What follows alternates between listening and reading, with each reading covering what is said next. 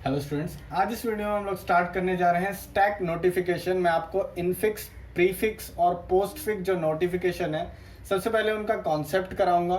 उसके बाद जो इनफिक्स टू पोस्टफिक्स आपके जो क्वेश्चंस आएंगे, ये कॉन्सेप्ट समझने के बाद जब एग्जाम में आता है तो इनफिक्स टू पोस्टफिक्स एक्सप्रेशन आपको चेंज करना पड़ता है, या फिर पोस्टफिक्स से इनफिक्स, या फिर इनफिक्स से प्रीफिक्स, या फिर एक इवैल्यूएशन होता है पोस्टफिक्स का। सो अगर आपने ये वीडियो और इसके आगे के जो 2-3 वीडियो हैं जिसमें मैं पूरा कराऊंगा वो देख लिए, तो ये गारंटी मैं लेता हूं कि आपका क्वेश्चन बिल्कुल सही होगा। कोई बुक आपको रेफर करने की ज़रूरत नहीं है, कुछ भी पढ़ने की कहीं और से ज़रूरत नहीं है। सिर्फ ये वीडियोस देख लीजिए, ये क्वेश्चन कर लीजिए, कोई भी क्वेश्चन होगा आप सॉल्व करके आ जाएंगे, ये गारंटीड है। तो सबसे पहले स्टार्ट करते हैं कॉन्सेप्ट। इनफिक्स, प्रीफिक्स और पोस्टफिक्स टैग के जो ये नोटिफिकेशन है, ये बेसिकली क्या है? आप अगर मैं कहूँ एक मैथमेटिकल एक एक्सप्रेशन है, लेट्स से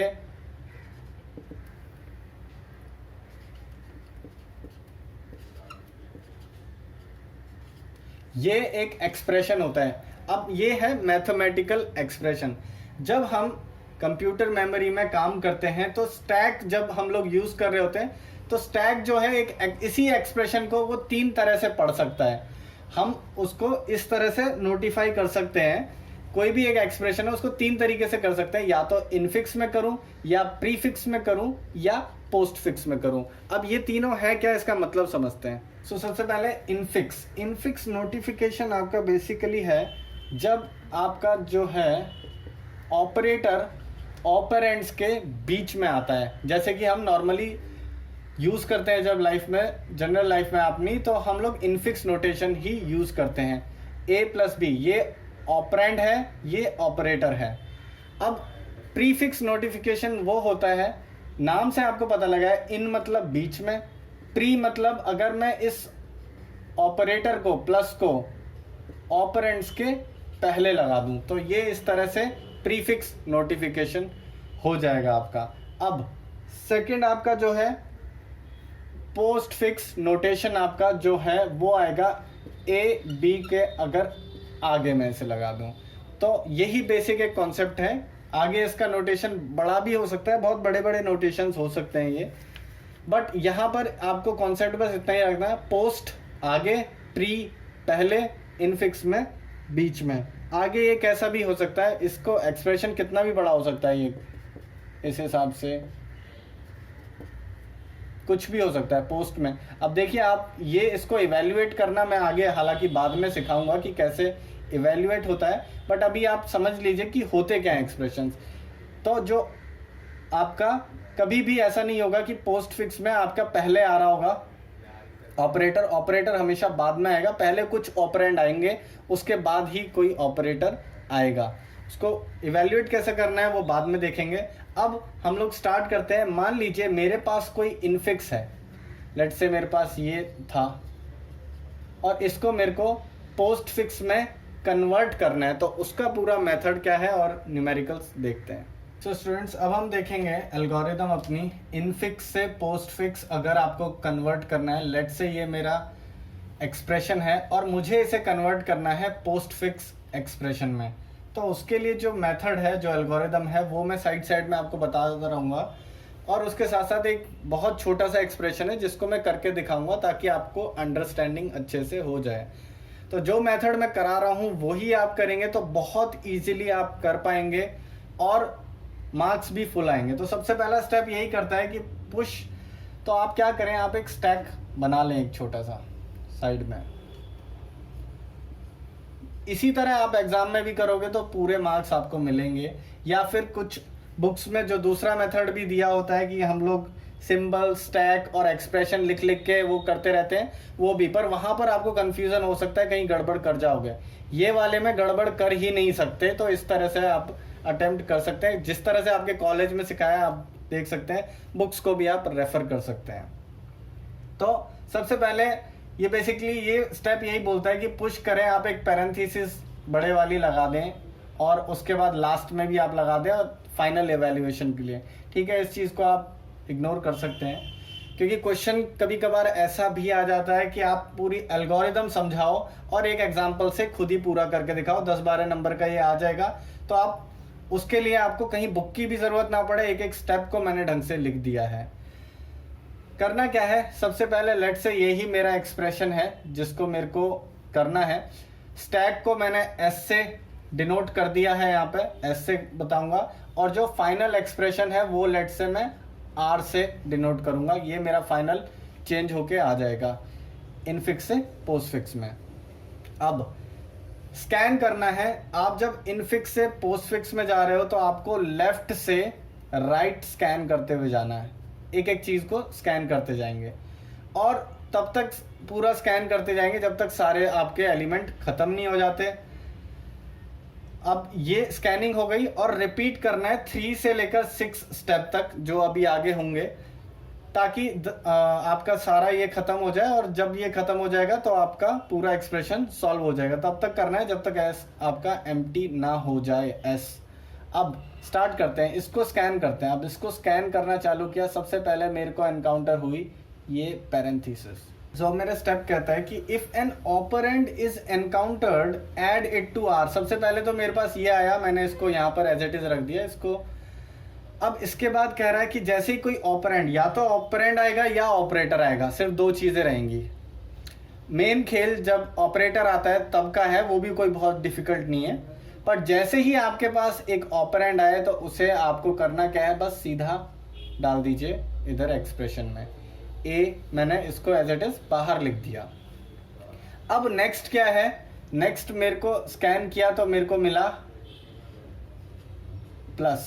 अब जो ऑपरेटर्स हैं वो आप इस स्टैक में, इसको आप you'll play with all this in the stack only with the operators. अब इसको कैसे करना है वो स्टेप 4 देखते हैं।